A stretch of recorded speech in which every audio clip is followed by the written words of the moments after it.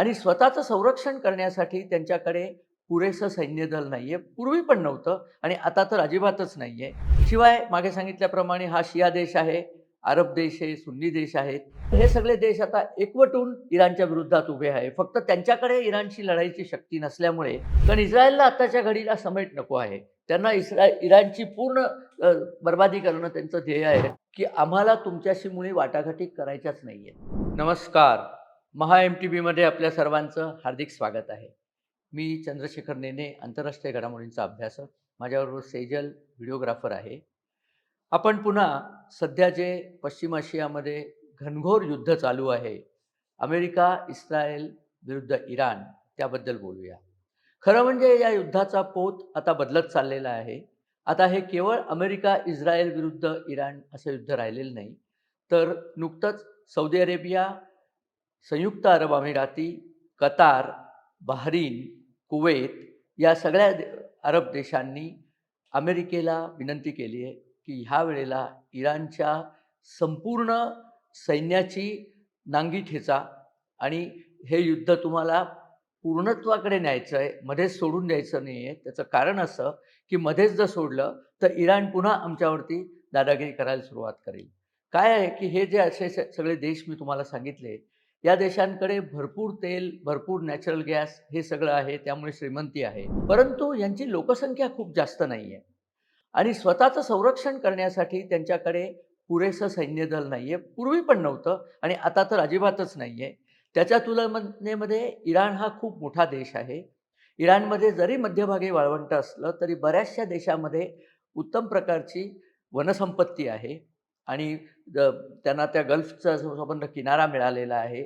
तर इराण हा श्रीमंत देश आहे. त्यात लोकसंख्या भरपूर जास्ती आहे यांच्यापेक्षा आणि एक प्रकारची कट्टरतासुद्धा इतक्या वर्षाच्या मुल्ला मौलवींच्या 47 वर्षाच्या राज्यामुळे आलेली आहे. त्यामुळे सैन्यदृष्ट्या, लष्करीदृष्ट्या हा देश या बाकी सगळ्या अरब देशांच्या विरुद्ध खूपच शक्तिशाली आहे.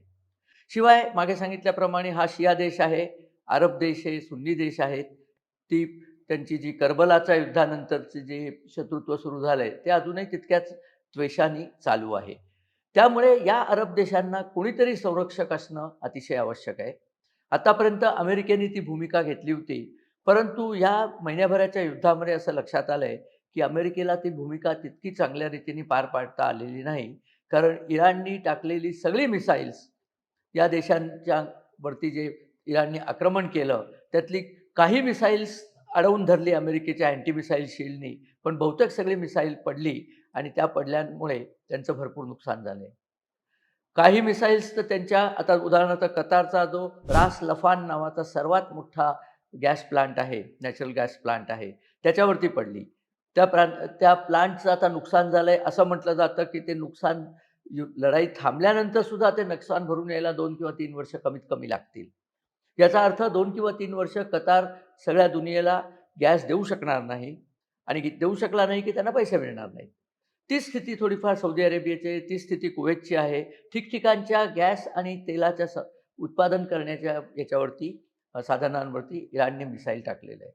त्यामुळे हे सगळे देश आता एकवटून इराणच्या विरुद्धात उभे आहे. फक्त त्यांच्याकडे इराणशी लढायची शक्ती नसल्यामुळे ते आता अमेरिका आणि इस्रायलला विनंती करतायत, की यावेळेला इस्रायलला पूर्णपणे नेस्तनाबूत करा. याचा अर्थ असा, की हे युद्ध तर थांबणारच आहे. मी म्हटलं मागेही म्हटलंय, की युद्ध हे थांबेल ते इराण हरल्यामुळेच थांबेल. भारतातले इराणवादी पत्रकार कितीही आरडाओरडा करू देत, इराण हे युद्ध जिंकण्याची शक्यता शून्य आहे. इराणच्या विरुद्धचा जो फौजफाटा आहे, तो इतका प्रचंड आहे, की इराणनी कितीही तडफड केली, तरी ते युद्ध त्यांना जिंकता येणार नाही. आज मितीला परिस्थिती अशी आहे, की इराणमधले सगळे जे वरचं नेतृत्व आहे, ते सगळं एकतर मेलेलं तरी आहे, नाहीतर जखमी तरी आहे. आता तो मुस्तफा म्हणून त्यांचा जो सुप्रीम लीडर म्हणतायत, त्याचा एक पाय तुटला असं तर पूर्वीच सांगितलं. तो एकदाही टीव्हीवरती आलेला नाहीये, कारण तो बोलण्याच्या स्थितीत आहे की नाही याबद्दल खूपच शंका आहे. त्याची विधानं येतात टीव्हीवरती. ती काय माझी विधानं सुद्धा टीव्हीवरती देता येतात. मी आहे की नाही असं विचार न करता. हा एक भाग झाला. दुसरा इराणी सैन्याची जी शक्ती होती ती मोडून पडलेली आहे. इराणी सैन्यातनं लोकं पळून चाललेली आहेत. कारण त्यांना माहिती आहे की ही न जिंकणारी लढाई आहे. एक तुम्हाला माहिती म्हणून सांगतो, इराणचे जे मिसाईल सगळे बेसेस आहेत ते जमिनीखाली होते. तर याची पुरेशी माहिती मोसाद आणि CIA गुप्तहेरांकरवी दोस्त राष्ट्रांना म्हणजे इराण आणि म्हणजे इस्रायल आणि अमेरिकेला लागलेली आहे आणि त्यांच्याकडे प्रिसिजन बॉम्बिंग होत असल्यामुळे या प्रकारच्या भुयारांवरती ते बॉम्बिंग करतायत. या भुयारांची जी दारं आहेत, त्या दारांवरती बॉम्बिंग करून ती भुयारं बुजवतायत. असा एक अंदाजे साधारण 1,00,000 सैनिक असे भुयारात कोंदटून आणि ऑक्सिजन न मिळाल्याने मेल्याची बातमी आहे. या सगळ्या बातम्या इराणमधनं इराणी न्यूज सर्व्हिस तर देतच नाही, कारण ती सगळी सरकारच्या दावणीला बांधलेली आहे. अरे हो, त्यांचा एक प्रेस टीव्ही नावाचा टीव्ही आहे. त्या प्रेस टीव्हीचं हेडक्वार्टर काल इस्रायलने उडवून टाकलं. इस्रायलने कालचा जो बॉम्ब हल्ला केला तो इतक्या भीषण स्वरूपाचा आहे, की त्याच्यामध्ये इस्फहान आणि तेहरान या दोन्ही ठिकाणी जे काही न्यूक्लिअर पॉवरच्या एस्टॅब्लिशमेंट होती, ती एस्टॅब्लिशमेंट उडवली आहेत. आराक नावाच्या गावी हेवी वॉटरचा प्लांट होता. हेवी वॉटर म्हणजे जड पाणी. ते पाणी तुम्ही जर अणुबॉम्ब बनवला किंवा अणुभट्ट्या केल्या, तर अणुभट्ट्यातनं जे उत्सर्जन होतं न्यूट्रॉन्सचं, ते न्यूट्रॉन्सचं उत्सर्जन थांबवण्याकरता जड पाणी वापरतात. आणि जड पाणी करण्याकरता तुम्हाला एक वेगळं प्लांट त्याच्याकरता करायला लागतो. भारतात उदाहरणार्थ असा जड पाण्याचा प्लांट बडोद्याला आहे. हेवी वॉटर इंडस्ट्रीज त्याचं नाव आहे. तर तो प्लांटच उडवून टाकला.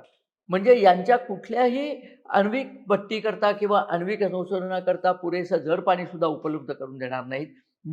न्यूक्लिअर एस्टॅब्लिशमेंट म्हणजे त्यांच्या अणुभट्टी आणि आजूबाजूला जे युरेनियम समृद्ध करण्याचे प्लांट होते ते उडवून टाकलेले आहेत. ते प्रिसिजन बॉम्बिंगने इस्रायलने उडवलेत.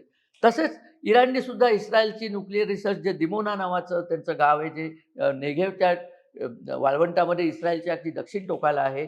तिथे इराणने पण मिसाईल टाकलेली आहेत. पण त्यांनी किती नुकसान झालं याचा आकडा काही अजून पुढे आलेला नाहीये. अशा सगळ्या परिस्थितीत आणखीन एक गोष्ट इस्रायलने केली, की त्यांचा एक नेता मोहम्मद बागेर घालिबाफ याला त्यांनी ठार केला. अशा बातम्या होत्या, की हा मनुष्य त्यांच्या पार्लमेंटचा स्पीकर किंवा मुख्य होता आणि IRGCचा बऱ्यापैकी महत्त्वाचा कमांडर होता. तो ट्रम्प यांच्याशी काहीतरी समेटाची भाषा करेल अशा गोष्टी सुरू झाल्या, तर यालाच उडवून टाकला. कारण इस्रायलला आत्ताच्या घडीला समेट नको आहे. त्यांना इराणची पूर्ण बरबादी करणं त्यांचं ध्येय आहे. समेट जर झाला इराण जर म्हणजे कसं असतं ना, की शत्रूला जर समजा आपण साप समजला, आपल्या शेतात जर साप निघाला, तर आपण त्याला दगड मारून जखमी करून सोडूच शकत नाही. कारण तो बरा झाला, की तो येऊन सूड घेणारे नक्कीच असतं. त्यामुळे त्याला पूर्णपणे नेस्तनाबूत करायला लागतो. इथे मी इराणची तुलना सापाशी करत नाहीये. इथे मला फक्त म्हणायचं की शत्रूला अर्धवट सोडून देणं हे धोक्याचं असतं. आपण गेल्या अनेक लढायांमध्ये हेच केलेलं आहे. पाकिस्तानसारखा दळभद्री शत्रू आपण मारायचं, अर्धमेला करायचा, सोडून द्यायचा. पुन्हा ते खाऊन पिऊन लठ्ठमुठ्ठ झाले, की पुन्हा त्यांना मारायचं असं चालू आहे. यावेळेला मात्र परिस्थिती बदलण्याची खूप शक्यता आहे. कारण एकीकडे हे इराणचं युद्ध चालू असताना पाकिस्तानची अवस्था बेचक्यात पकडल्यासारखी झालेली आहे. त्यांना धड इराणच्या बाजूने उभं राहता येत नाही. कारण इराणच्या बाजूने उभे राहिले तर सौदी अरेबिया, जो त्यांना सर्वात जास्ती भीक देणारा देश आहे, तो नाराज होतो. अमेरिका नाराज होते आणि अमेरिकेच्या बाजूला जावं तर इराण जो त्यांच्या शेजारीच आहे, तो नाराज होतो आणि तो त्यांच्यावरती मिसाईल टाकू शकतो. म्हणून पाकिस्तानची केविलवाणी धडपड दोन्ही बाजूंना खुश करण्याची आहे.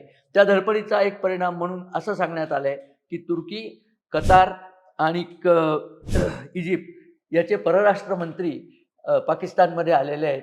त्यांच्याशी पाकिस्तानचे जे पंतप्रधान आहेत सध्या शहबाज शरीफ, ते त्यांच्याशी बोलणी करतायत. आता बोलणी करतायत म्हणजे किती विचित्र आहे बघा तुम्ही. इजिप्त आणि कतार यांनी अजिबात युद्धात भाग घेतलेला नाहीये. तुर्की आहे, त्यांनी पण युद्धात भाग घेतलेला नाही. इराणच्या माणसांनी सांगितलं, की पाकिस्तानला काही व्हॅल्यूच नाहीये. कारण पाकिस्ताननी नुकतीच इराणची एक प्रचंड मोठी फसवणूक केली. पाकिस्तानने काय केलं, त्यांचे जे टँकर्स होते, त्यांचे काहीतरी 10 का 12 टँकर्स होते आखातात अडकलेले. त्याच्यावर पाकिस्तानचा झेंडा होता आणि त्यांनी इराणला विनंती केली, की आमचे टँकर बाहेर जाऊ देत. इराणने ऐकली त्यांची विनंती. त्यांचे टँकर बाहेर आले. आखातातनं बाहेर आल्यानंतर ते पाकिस्तानकडे जाण्याच्या ऐवजी तेलाने भरलेले ते अमेरिकेकडे गेले. कारण ट्रम्पने त्यांना पैसे घातले होते खायला. ते अमेरिकेकडे गेले आणि गंमत म्हणजे ट्रम्पनीच ही गोष्ट उघड केली, की आम्हाला इराणनी गिफ्टच दिली हे टँकर म्हणजे ऑइल. मग मात्र इराणचा तिळपापड झाला. एक आणखीन टँकर पाकिस्तानचा होता, तो तर इराणने उडवूनच लावला आणि पाकिस्ताननी इराणनी पाकिस्तानला सांगितलं, की तुम्ही मध्यस्थ करण्याच्या लायकीचे नाही आहात. तुम्ही पोस्टमनच्या सुद्धा लायकीचे नाही आहात. पाकिस्तानी चॅनल्सच म्हणायला लागले, की आम्ही कसले मध्यस्थ, आम्ही फक्त कबूतर आहोत. इकडचा संदेश तिकडे आणि तिकडचा संदेश इकडे. त्यामुळे पाकिस्तान अत्यंत विचित्र परिस्थितीत आहे. त्याच वेळेला BLA म्हणजे बलोच लिबरेशन आर्मीनी बलुचिस्तानमध्ये प्रचंड मोठे हल्ले पुन्हा सुरू केलेले आहेत.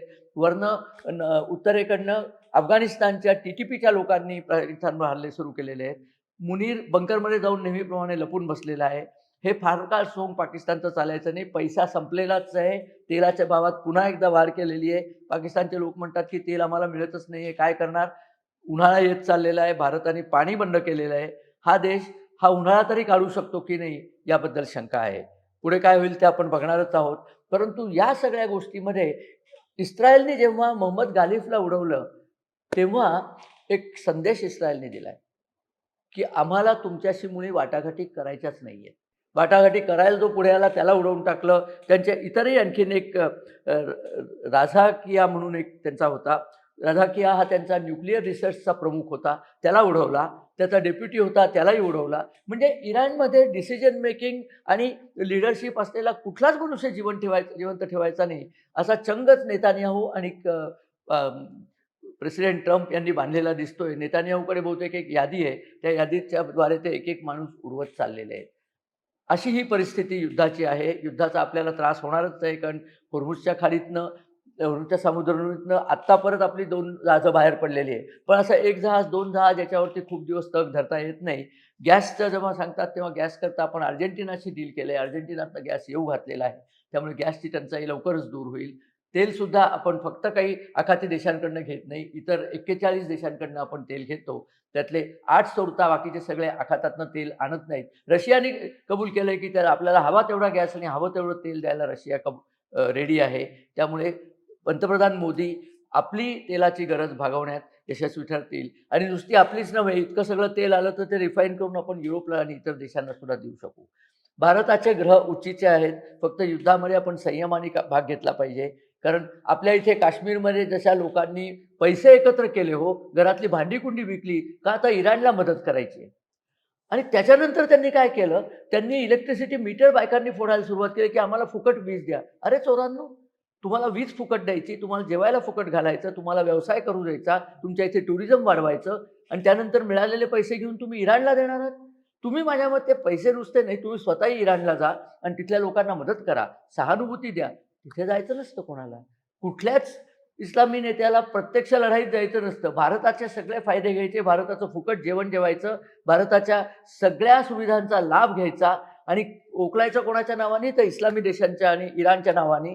असं चालणार नाही. माझी तर अशी विनंती आहे पंतप्रधान मोदींना, की ज्यांनी ज्यांनी इराणला मदत करायची आहे, त्यांचं वन वे तिकीट काढावं आणि त्यांना परत येण्याची शक्यताच नाही आहे. इराणला सरकारी खर्चाने पाठवून द्यावं, त्यांच्या कुटुंबासह पाठवून द्यावं. म्हणजे कळेल की यांचं किती सच्च प्रेम आहे इराणी लोकांबद्दल. बघूया काय होतं ते. परंतु येणारे दिवस कष्टाचे आणि थोडे त्रासाचे असणार आहेत. पंतप्रधानांनी परवा स्टेटमेंटमध्ये सांगितलंच आहे. पण भारत अतिशय मजबूत पायावरती उभा आहे. उद्या जर या युद्धाचा समेट व्हायचा असला तर तो भारताच्या हस्तेच होईल. कारण इराण आणि अमेरिका, इस्रायल हे दोन्ही ज्या नेत्याचं ऐकतात असे पंतप्रधान नरेंद्र मोदीच आहेत. त्यांच्या या सगळ्या मध्यस्थी जेव्हा करतील तेव्हा त्याला यश मिळो आणि युद्ध लवकर थांबो. कारण मगाशी म्हटलं तसं, मागे म्हटल्याप्रमाणे युद्ध थांबल्यानंतर तिथे प्रचंड प्रमाणावरती पुनर्बांधणी होणार आहे. ती कोण करणार आहे? ते भारताचेच लोक करणार आहेत. त्यामुळे आपल्याला भरपूर संधी आहे. पेट्रोल सगळ्या बाजूने, क्रूड ऑइल आपल्याकडे आलं की ते रिफाईन करून विकण्याच्या संध्या आपल्याला भरपूर आहेत. त्यामुळे भारताकरता तरी या युद्धाचा पॉझिटिव्ह इम्पॅक्ट जास्त आहे, असं मला म्हणायला हरकत नाही. असो, आपल्याला जर हा व्हिडिओ आवडला तर आपण मित्रपरिवाराबरोबर शेअर करा. आमच्या चॅनलला सबस्क्राईब करा आणि आपल्या कमेंट्स आणि आपलं प्रेम आमच्यावरती असंच बरसू दे. नमस्कार आणि धन्यवाद.